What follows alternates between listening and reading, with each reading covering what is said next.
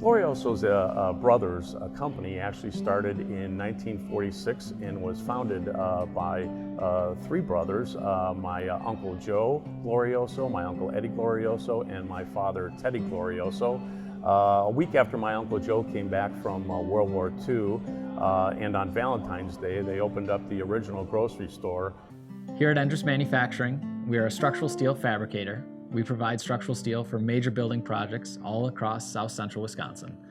You can find our steel in a lot of the major buildings across the UW, hotels, offices, warehouses, all over Madison. Well, we're actually kind of a three-part business. We grow grapes, which is agricultural based. We produce wine, which is kind of a manufacturing sort of side to the business. And then of course we sell wine, which is done at both the retail level and as wholesale as well. It began in the 60s when we were children in the kitchen of my parents on 6th and Garfield. They made these specialty pork delicacies for friends and relatives during the holidays. So then they decided, well, we're making it so often, what about if we try to sell the product to other stores, maybe some of the taverns? Someone else might be interested. Our family's been in business 96 years. We started in 1917 with our great-grandfather, and Tim and I are fourth generation grocers. We started off with a co-op, and we also had a blacksmith shop in the back.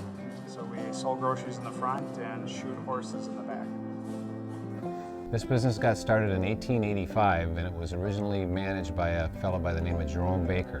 When he approached my father, who was building homes with my grandfather at the time, and asked him if he would consider taking on a lumberyard management position. Speedboat rides was the way people enjoyed the lake in the 40s. So for $1 bill, you have a millionaire's thrill, take a boat ride around the lake. And so Gordy kind of worked his way into that business, and after a few years, the gentleman who originally owned it decided to sell it. Gordy bought it. Suddenly we were in the speedboat ride business, and one thing led to another, and service and storage, and here we are today. A challenging thing about working in the family business is the relationships. You're managing both the business, but you're also managing the family within the business. So working with your dad every day or working with your mom, communicating with your brother and sister has its share of challenges as well. You have lots of talents and lots of ideas, lots of personalities. Everyone has input, and it's being able to take all those ideas and inputs and meld them so that everyone has a piece, that everyone has a contribution. There is an inherent hierarchy in a family. You have a father, you have a mother, you have older siblings, you have aunts, uncles, cousins. When you come into the business environment, although your title is general manager, you can never lose sight that you can get trumped by an older family member, or it's just the way things are. Most challenging thing about being in the family business is working with the family and trying to distinguish between when they're employees and when they're family members. And I think for a parent that may be harder than from a child's point of view, because obviously you have, as a parent, you've run a business for a long time. Now you have partners, they have their own ideas and attitudes. So I think a lot of patience and a lot of listening and so forth are involved in that. Be honest about it. There are difficulties with working within your family, because you can't hide anything. Employees, you can keep things from them or problems or what have you, and not keep them fully up to speed with what's going on. You can't do that with your family. They know everything, and sometimes that can be challenging. The challenge is going to be to continue to hold on to those family values as we grow, and to really hold on to what made us successful for all those years. So as we grow, to maintain that small, tight family feel is where the challenge is going to be. The most satisfying thing about being in a family business is living the dream with your family on a daily basis. Plain and simple. When you manage to make all those things work together and the business flows smoothly, that's very, very satisfying. It's nice to know that you're making all these difficult things integrate well and work together. The most satisfying thing about being in a family business is that you are in a family business, and that you are still a family. You are individuals, and you are high-strung and you've got lots of jazz about you, but you are still family. At the end of the day, you still love each other, and that doesn't matter about the business as much as it matters about you. What I find very satisfying about being in the business is the legacy. Knowing that I'm the 4th generation, that my great-grandfather started it. I think my grandpa would be extremely proud. I know that he always questioned what took me so long to come back to the business. And I know both my mom and dad are proud that this business is going into the 4th generation and possibly into the 5th. So that legacy is really important to me and makes me feel really good to be a part of this family that's lasted so long. I think all parents, again, whatever their children do, they wish them success. To see them have some success right in front of your nose with your own business is immensely gratifying. It's been really fun working with Dad. It's a great experience coming to work every day. We actually go to lunch just about every day, which is a lot of fun. Have an opportunity to know him at a different level. Growing up, knowing him as the guy who came to my soccer practices and paid me my allowance, but now realizing who he is as far as a businessman and how he's respected in the community and in the work that we do. It's really neat to see him in that light. So it's been an awesome experience being able to work with Dad every day. I couldn't get better coworkers, honestly. Everybody kind of knows what everybody else is doing, and it all integrates really, really well. We all get along so well together that it's really, really very enjoyable. I think aside from being family, we're all really good friends.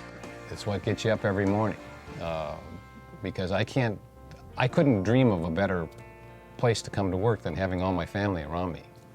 We're never bored. We have lots of long conversations, and we have great joy when we're around each other. We can rib each other, and we can laugh with each other. We're each other's best friends. We enjoy each other's company. We feed off of each other. We respect each other. We value each other's input, and I think most of all, we're each other's best friend. I would like the legacy of Endress Manufacturing to be our commitment to the community and the philanthropy we do. I think very early on, our commitment to the little village of Wanakee was very important to my grandpa. So I think that the legacy of our family is simply our name. I think the Glorioso family legacy, when people think about the family, they're going to say, you know, what a passionate, wonderful, hardworking family that the Gloriosos are and will continue to be. Many of our customers feel like they're part of our extended family. They're 2nd, 3rd, 4th generation family shopping in our grocery business. This is a part of their family. The legacy of our family business is kindness. And it all began with my father. When he dies and goes to heaven, that's just exactly what I'm going to tell the audience when I get up and speak on his behalf. It's all got to be about customer service and treating the customer with every amount of kindness that you can imagine. Truly, every day I feel like we're bettering people's lives, whether it's our team members, whether it's our customers, whether it's our own families, and so I think that's really what the legacy is for me. You know, giving back in the communities in which we serve. I think one good example would be Bratfest that we put on an annual basis. Our father started that 31 years ago, and it's just an opportunity for us to give back to the community. It started as a customer appreciation event, and it just shows our goodwill and commitment to Madison and the communities in which we operate. Would I like to see this business stay in the family? And I say yes. I would like to see that, but I'm also not married to the end of it. I don't know exactly what the end will be. I make plans for it to be that way.